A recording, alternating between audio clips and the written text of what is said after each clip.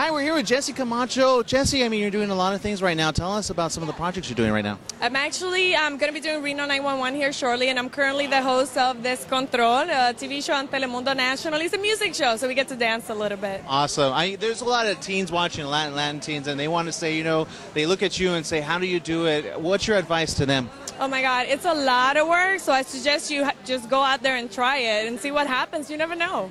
Well, and you do it well. I mean, when it comes to even hosting and doing all that, what are some of the experiences that you remember but you'd like to forget? Oh my God, I've got to interview a bunch of people. I've been blessed. I think one of the funniest part is when the interview turns backwards. Like, instead of you asking me questions, I just turn you, ask you a question like, oh, so what are you wearing today? I'm wearing Aaron Sanchez. Oh, no, I was... He actually has the answer most of the time. You're like, right, yeah. Those are the funny moments. Yeah, and we get used to it, right, as hosts? Yeah. Now, here being at the James Bond, are you a fan of the James Bond series? You know what? I've actually watched all of them. I think he plays a great James Bond. I loved his last movie, a lot of action.